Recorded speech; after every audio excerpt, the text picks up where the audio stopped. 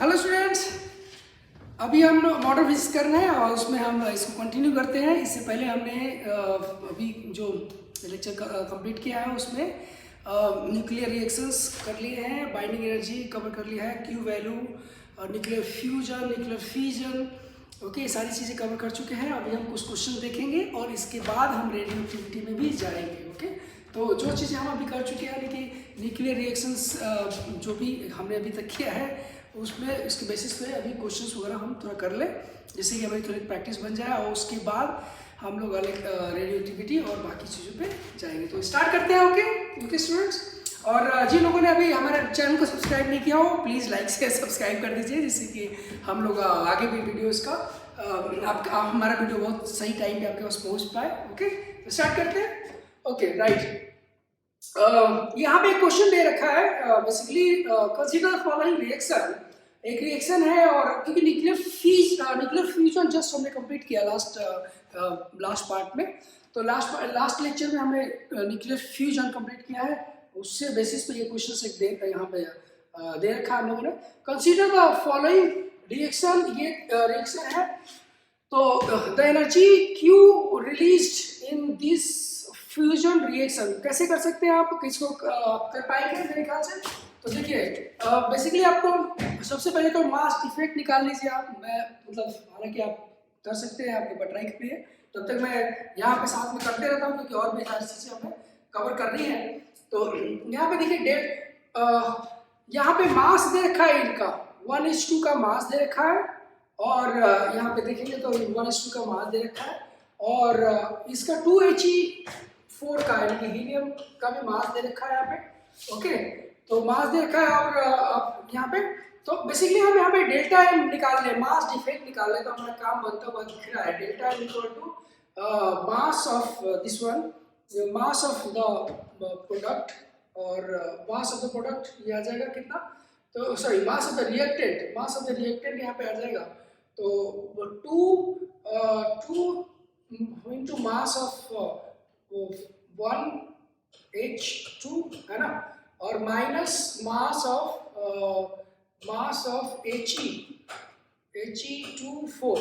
Okay, ये हम यहाँ पे कर सकते हैं। तो 2 इंटू यहाँ पे क्या करेंगे, 2.0141, ओके, माइनस 4.0024, ये चीज़। तो यहाँ से आप इसको थोड़ा सा कैलकुलेट करेंगे तो आपको पता आ जाएगा, मतलब डेल्टा एम निकल आएगा। डेल्टा एम की वैल्यू यहाँ पे थोड़ा कर लूँ मैं, तो 2820.4 आ रही है, माइनस 4.0024। ओके, एएमयू में आएगा ये डेल्टा एम। तो डेल्टा एम आपका इतना जो आएगा वो इसको सब्ट्रैक्ट करेंगे, तो यहाँ पे अगर सब्ट्रैक्ट करेंगे तो वो चीज़ें आप एक बार देख सकते हैं कितना आ रहा है। यहाँ पे 8 और यहाँ पे 7 और 5 आ रहा है, और यहाँ पे 2 0 और यहाँ पे इतना आ रहा है। दिस इज इन एएमयू में इतना आ रहा है। अगर मैं इसको एनर्जी के टर्म में बात करूँ तो आपको पता है कि अगर आपको एएमयू में पता है, मास डिफेक्ट पता है, तो उसका आप बाइंडिंग एनर्जी में कन्वर्ट करने के लिए हम क्या करते हैं, सीधे 931.5 मेगा इलेक्ट्रॉन वोल्ट से मल्टीप्लाई कर देंगे तो हमें इतनी वैल्यू आ जाएगी।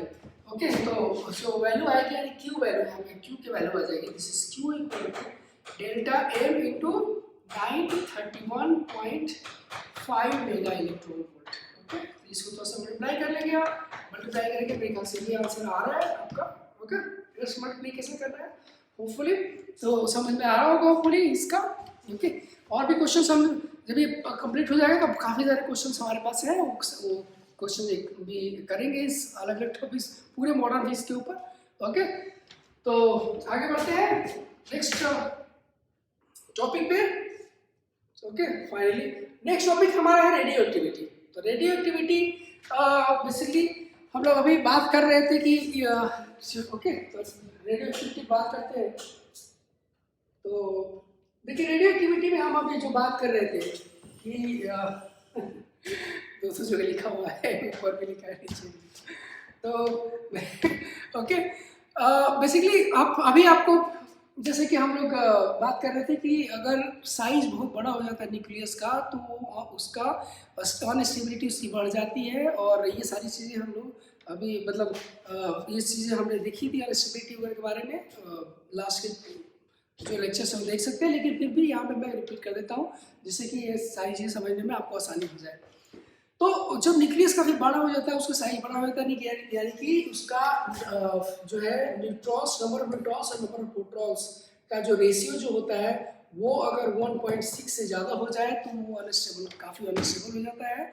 और काफ़ी अनस्टेबल होता है तो वो स्टेबल होने के लिए उसके न्यूक्लियस से कुछ पार्टिकल्स निकलते हैं अपने आप, ऑटोमेटिकली अपने आप नेचुरली उससे निकलते रहते हैं, यानी कि उसके ऑटोमेटिकली उसके न्यूक्लियस से निकलते रहेंगे, कुछ कुछ पार्टिकल्स निकलते रहेंगे, जिससे कि इनका जो न्यूक्लियस का साइज छोटा हो जाए, छोटा हो जाए, ये रेशियो छोटा हो जाए।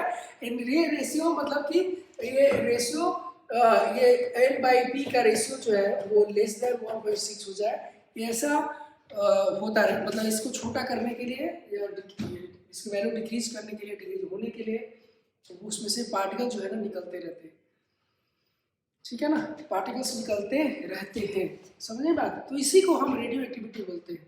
अब रेडियो एक्टिविटी, ओके, यही चीज़ अब इसमें भी है कि भाई दो तरह का है, एक है आर्टिफिशियल रेडियो एक्टिविटी और एक है नेचुरल। नेचुरल रेडियो एक्टिविटी का मतलब है कोई एलिमेंट आपने रखा, वो उससे उसमें आपने कोई भी बम्बार्डमेंट, बाहर से बम्बार्डमेंट नहीं की, अपने आप मतलब इसका जो साइज है उसका, उसकी वजह से अपने आप ऑटोमेटिकली उससे निकलता है अल्फा पार्टिकल्स, बीटा पार्टिकल्स और गामा रेज, या गामा रेज निकलती है, गामा रेडिएशन से निकलती रहती है, तो अपने आप ही निकलेगा, ठीक है। तो ये है नेचुरल रेडियो एक्टिविटी। अब उसमें भी क्या है कि आर्टिफिशियल रेडियो एक्टिविटी, तो उसमें क्या होता है, कोई एलिमेंट है उसके ऊपर बाहर से कुछ अलग अलग पार्टिकल्स का बम्बार्डमेंट कराया जाता है, बहुत हाई स्पीड से आता है, हिट करता है उसको उसका जो है ना उसका न्यूक्लियस चेंज होता है और वो अनस्टेबल हो जाता है। अनस्टेबल होता है तो उससे छोटे छोटे पार्टिकल्स निकलते हैं, ओके, जिससे कि वो फिर से वापस स्टेबल हो जाए। तो ये है artificial radio activity, okay, artificial radio activity. और तो अगर रेडियो एक्टिविटी की बात करें तो उसमें देखिए normally alpha particle, beta particles और गामा रेडिएशंस निकलते हैं।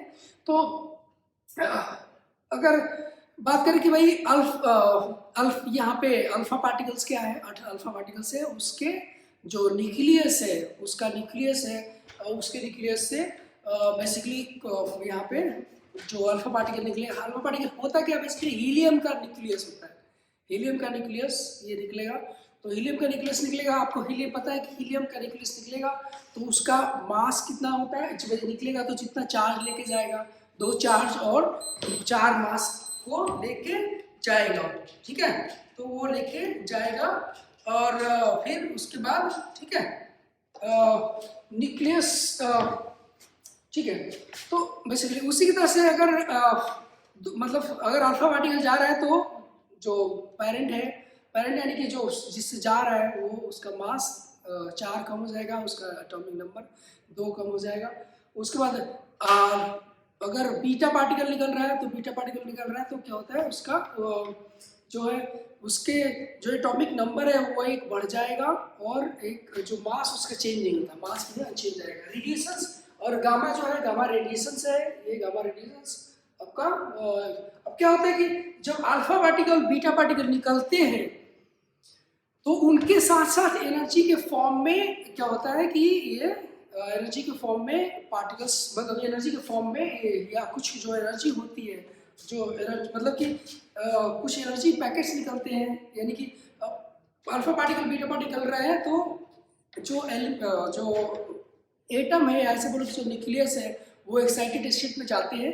जब एक्साइटेड स्टेट से वापस अपने इनिशियल स्टेट में आते हैं तो वो ट्रांजिशन होता है, और ट्रांजिशन होता है तो ट्रांजिशन की वजह से उससे एनर्जी जो ट्रांजिशन जो उनके अलग अलग एक्साइटेड स्टेट के बीच का जो गैप है एनर्जी का, उस एनर्जी गैप के बराबर की एनर्जी निकलती है। उस एनर्जी को हम गामा रे के फॉर्म में देखते हैं, यानी वही गामा रे, ठीक है। जब ट्रांजिशन होगा एक ऑर्बिट से मतलब एक एक्साइटेड स्टेट से दूसरे एक्साइटेड स्टेट में, तो उस समय एनर्जी निकलेगी, बाहर निकलेगी, और वो एनर्जी जो बाहर निकलेगी वही गामा रे होती है। ठीक है, ये चीज समझ में आई मेरे ख्याल से होपफुली। ओके, एक और चीज यहाँ पे इंटरेस्टिंग बात है कि अगर जो है वो कोई भी न्यूक्लियस आप लेते हो, कोई भी न्यूक्लियस लिया आपने, वो 35, तो ये जो न्यूक्लियस आप ले रहे हो, ये न्यूक्लियस कब अल्फा, भाई ये रेडियो एक्टिव है, ठीक है, लेकिन ये कब अल्फा पार्टिकल निकालेगा, कब बीटा पार्टिकल निकालेगा, ये आप नहीं बता सकते, ये नहीं बोल सकते कि भाई अभी निकला है अल्फा पार्टिकल और आधे घंटे बाद फिर से एक और अल्फा पार्टिकल निकलेगा, या अभी अल्फा पार्टिकल निकला है और इसके बाद आधे घंटे बाद बीटा पार्टिकल निकलेगा, या 10 दिन बाद बीटा पार्टिकल निकलेगा, फिर उसके बाद 10 दिन बाद बीटा पार्टिकल निकलेगा। ऐसा नहीं बोल सकते आप, ऐसा प्रेडिक्ट नहीं कर सकता कोई भी, ठीक है ना। तो ये चीज ये। अब एक और चीज है कि एक ही एलिमेंट से एक ही साथ अल्फा और बीटा दोनों नहीं निकलते, एक ही, मतलब कि भाई एक सैंपल है, एक सैंपल में भाई बहुत सारे हैं, एक ही एलिमेंट है, मतलब एक ही न्यूक्लियस है।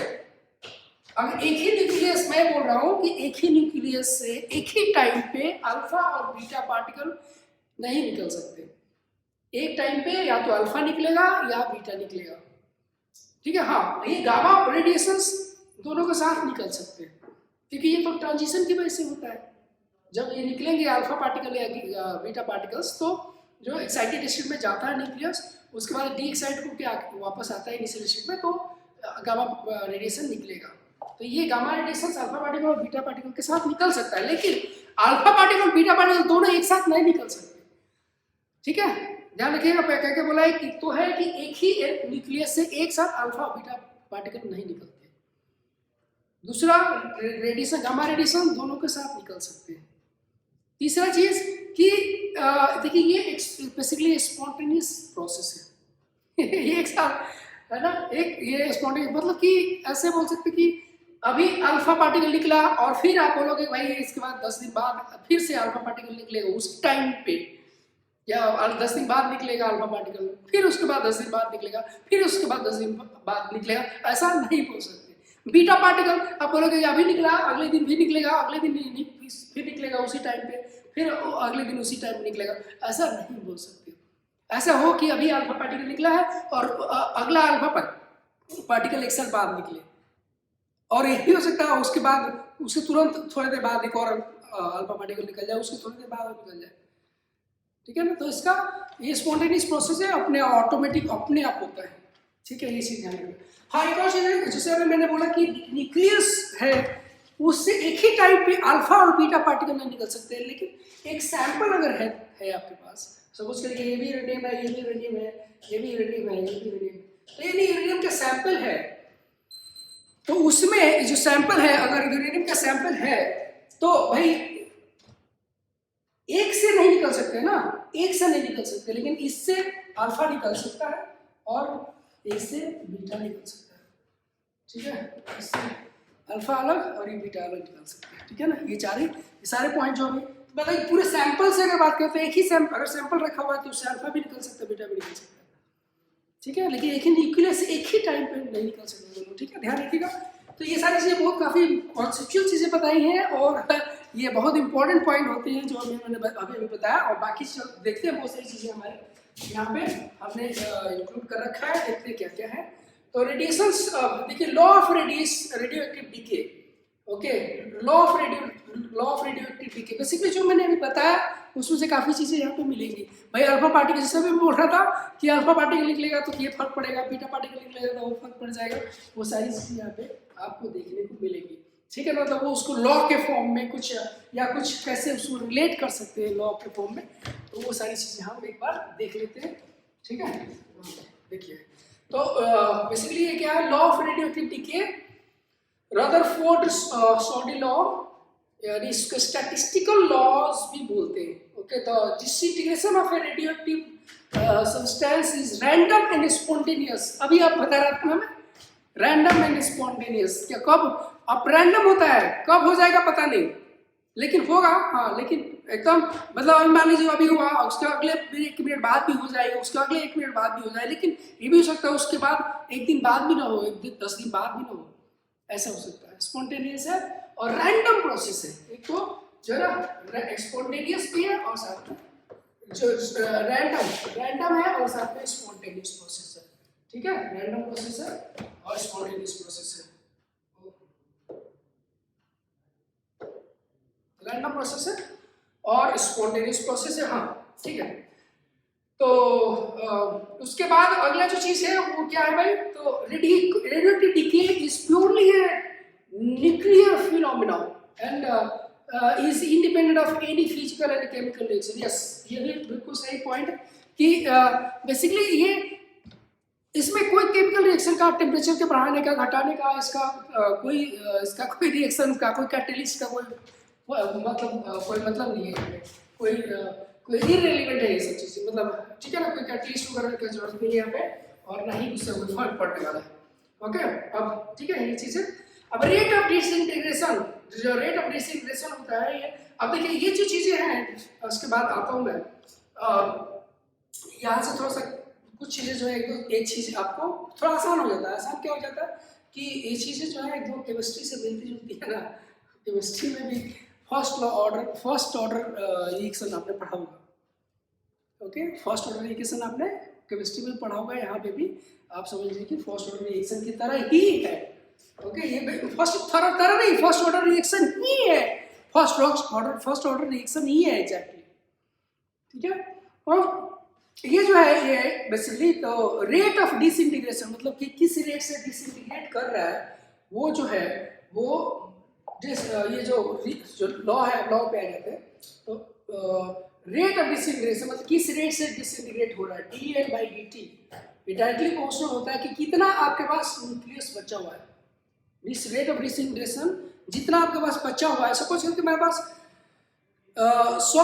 1 किलो यूरेनियम है और 1 किलो यूरेनियम है, तो सपोज करें कि रेट ऑफ डिसइंटीग्रेशन जो है ना कुछ हो रहा है, तो रेट ऑफ डिसइंटीग्रेशन कुछ हो रहा है। तो अब उसके बाद अगर मेरे पास यूरेनियम 2 kg का है तो रेट ऑफ डिसइंटीग्रेशन भी मेरा उसी रेशियो में बढ़ जाएगा। ओके, डायरेक्टली प्रोपोर्शनल होता है। ओके, तो रेट ऑफ डिसइंटीग्रेशन, अब क्योंकि डिसइंटीग्रेट हो रहा है तो डिसइंटीग्रेट हो रहा है मतलब कि डिक्रीज हो रहा है, तो डिक्रीज हो रहा है तो यहाँ पे हम जो है ना कंसंट्रेशन घट रहा है, तो घट रहा है कंसंट्रेशन तो माइनस लगाते हैं। ठीक है, तो ये चीजें आपका, तो यहाँ पे वही जीरो दे रखी है, तो रेट ऑफ डिसइंटीग्रेशन जो होती है, अब यहाँ पे एक प्रोपोर्शनलिटी कांस्टेंट लग जाता है जो हम यहाँ पे लैम्डा से यहाँ पे दिखा रहे हैं। ओके, तो ऐसा इसलिए जिससे कि डीके कांस्टेंट, ठीक है ना, डीके कांस्टेंट इसका नंबर ऑफ किस कंसंट्रेशन कितना है आपके पास। ओके, तो कंसंट्रेशन जितना ज़्यादा रहेगा आपका उतना ही ज़्यादा आपका रेट ऑफ डिसइंटीग्रेशन भी उतने तेजी से उसमें से रेडिएशंस होंगे। ठीक है, जिस किसी टाइम पे कितना आपके पास जो एक्टिव मटेरियल्स बचा हुआ है उसके रेशियो में ही नंबर ऑफ डीके निकलेंगे। ये चीज़ें यहाँ पे दिखाई गई है, और बाकी जैसे कि आप देख सकते हो इक्वेशन से शुरू करके और फाइनली आता है। ठीक है, तो ये चीज़ें आपको n0 × e⁻ λt टाइम पे डिपेंडेंट है, टाइम के साथ इसका कर्व देख लेंगे हम जो है ना। अगर आप इसका कर्व अगर ड्रॉ करोगे तो कर्व हम ड्रॉ कर सकते हैं इसको इस तरह से, टाइम के रिस्पेक्ट में। अगर इसमें अगर t = 0 डालो तो t = 0 पे डालोगे तो जो कंसंट्रेशन है t = 0 डालेंगे तो ये 1 हो जाएगा और ये 1 हो जाएगा, तो ये कितना n0 हो जाएगा।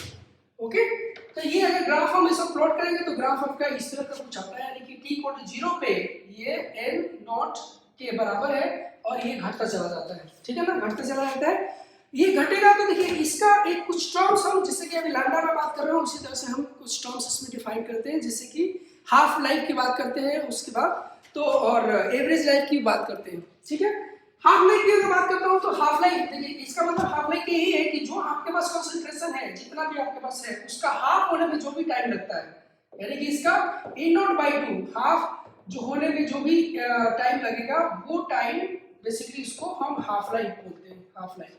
ठीक है, अभी अगले कुछ टाइम मोमेंट पे हमारे पास ये कंसंट्रेशन बच गया, ये कॉन्सेंट्रेशन जो बच गया इसको हाफ होने में कितना टाइम लगेगा, यानी कि वो टाइम को हम बोलेंगे फिर से हाफ लाइफ, यानी कि इसका हाफ कितना हो सकता है, वो हो सकता है n0/4। तो n0/4 ये होने के लिए जो टाइम यहाँ पे लगेगा वो हाफ लाइफ, यानी फिर से यानी ये टाइम तो हाफ लाइफ था, साथ में यहाँ से यहाँ में भी हाफ लाइफ, तो यहाँ पे 2 हाफ लाइफ हम बोलेंगे इसको, ठीक है।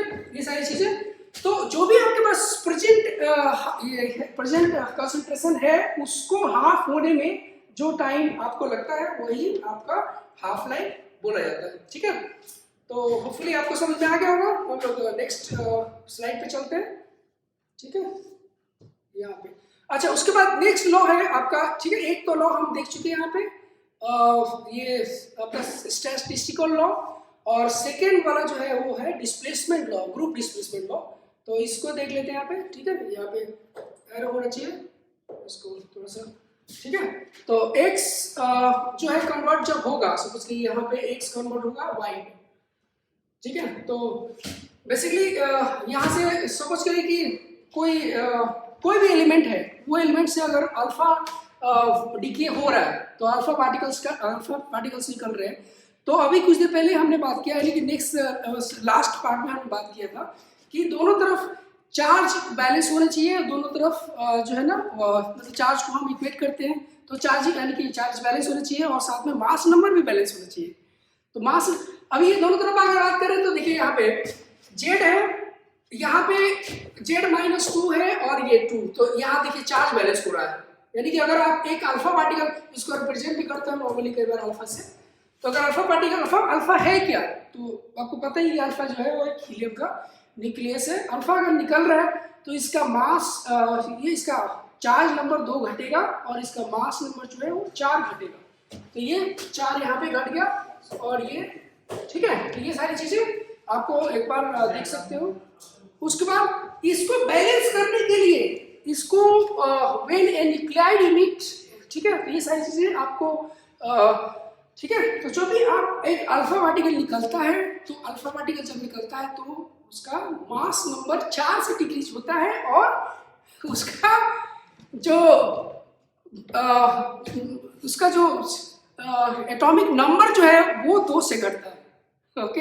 एटॉमिक नंबर 2 से घटेगा और एटॉमिक जो उसका ये होगा उसका मास नंबर को घटेगा और 4 से घटेगा और उसके साथ साथ एनर्जी भी निकलेगी, ठीक है।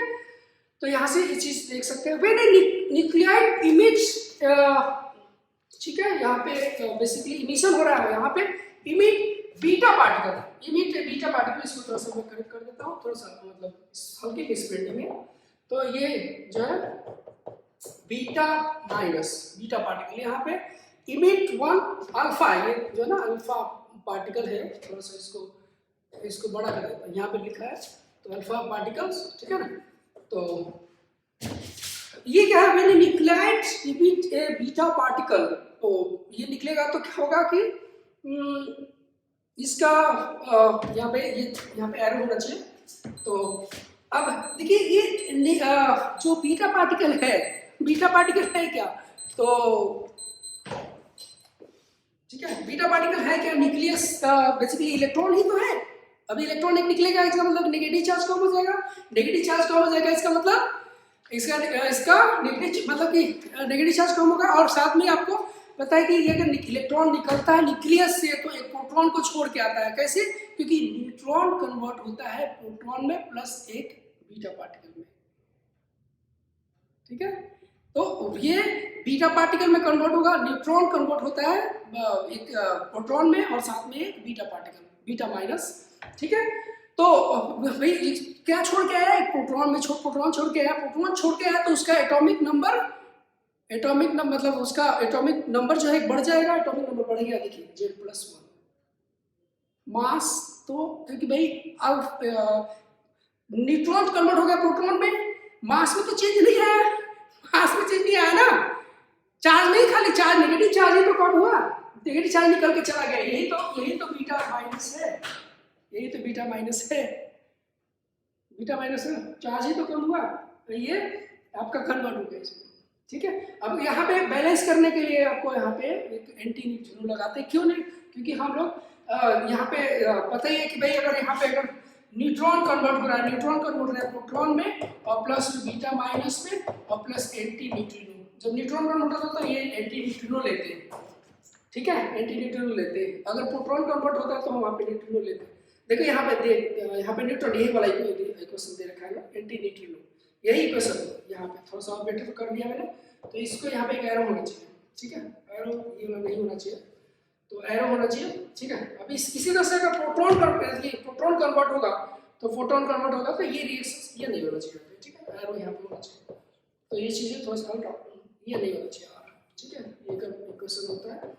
तो ठीक है, होपफुली तो ये दोनों आपके पास जो है एक तरह से क्लियर है। होपफुली ये चीज़ हम लोग एक बार देख भी चुके हैं लास्ट इसमें लेक्चर में, लेकिन कोई बात नहीं, यहाँ पे भी देखते हैं क्योंकि यहाँ पे कंबाइन करते हैं मैं लॉस, सारे लॉस एक साथ आ जाएंगे। Activity of A radio active isotope, okay, radio active isotope. तो एक्टिविटी बेसिकली हम बात कर रहे हैं कि एक्टिविटी क्या है। तो भाई अभी हम बोल रहे हैं ना रेट ऑफ डीके dN/dt जो होता है वो, ठीक है ना, ये थोड़ा सा इसको कुछ नहीं है, छोड़ देते इसको, ठीक है, हटा दीजिए, कुछ नहीं। हाँ, तो बेसिकली एक्टिविटी क्या है, तो रेट ऑफ डीके यानी कि रेट ऑफ डीके पर सेकेंड और the number of nuclei disintegrated पर सेकेंड। आपके रेफरेंस के लिए चीजें हैं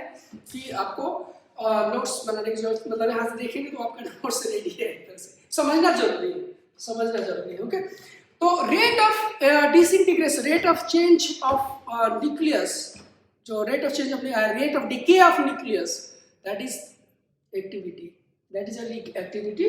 ओके, ये है एक्टिविटी और रेट ऑफ डीके भी बोल सकते हो। इसी को हम e पावर माइनस लैम्डा हो रहा है, ठीक है, लैम्डा होगा तो at equal to a naught into e to power minus lambda t। Activity, ये rate of disintegration, rate of activity बता रहा है, ओके। तो इसको कर लीजिए फटाफट इसको, ठीक है, मूव करते हैं तो, ओके। तो रेट ऑफ एक्टिविटी, और रेट ऑफ एक्टिविटी है किस रेट से डीके हो रहा है, फास्ट, ये आपको बताएगा किस रेट से डीके हो रहा है, ओके, किस रेट से डीके हो रहा है। अब आते हैं इसका यूनिट क्या होगा। तो यूनिट ऑफ एक्टिविटी जो है वो यूनिट ऑफ एक्टिविटी आपकी आएगी बेसिकली, हाँ, तो वैसे तो क्यूरी है इसका यूनिट, ओके, क्यूरी है यूनिट, लेकिन ऐसा यूनिट जो है इसका वो बैक्टेरियल है, बैक्टेरियल BQ 1 BQ मतलब बैक्टेरियल बेसिकली इसका ऐसा यूनिट है, ठीक है, यहाँ पे लिख रहा हूँ बैक्टेरियल है इसका ऐसा यूनिट, ठीक है, जिसको हम शॉर्ट फॉर्म में BQ भी बोलते हैं। यहाँ पे आप देख लीजिए, लिखना रह गया लेकिन हम लिख दे रहा हूँ। ये दिस इज व्हाट, ये है डिसइंटीग्रेशन पर second, this is the one bacterial, मतलब वन डिसइंटीग्रेशन पर सेकेंड, ठीक है ना, बैक्टेरियल यहाँ पे, ठीक है, ये चीज। तो ऐसा यूनिट इसका बैक्टेरियल है और साथ में ये यूनिट भी होते हैं, बहुत कई सारे यूनिट होते हैं, जैसे ये क्यूरी बैक्टेरियल, ओके, रदरफोर्ड भी एक यूनिट है इसका। तो ये सारे यूनिट्स यूज होते हैं, रिलेशन आपको पता होना चाहिए, ठीक है ना, रिलेशन 3.7 डिसइंटीग्रेशन पर सेकेंड, ओके। तो ये सारा हमने एक तरह से कवर कर लिया है। इसके बाद वाले हम पार्ट में मिलते हैं, इसमें बहुत सारे क्वेश्चंस भी होंगे और इसमें देखते हैं और कई सारी चीज़ें उसमें आएगी। आप हमारे चैनल पर बने रहिए और जस्ट अगले वाले पार्ट में हम कंटिन्यू करते हैं इसको, ओके। और अगर आपने हमारे चैनल को लाइक नहीं किया तो प्लीज़ लाइक शेयर सब्सक्राइब, बहुत सारी चीज़ें इंपॉर्टेंट आपको मिलेंगी यहाँ पे, ओके। Thanks for watching.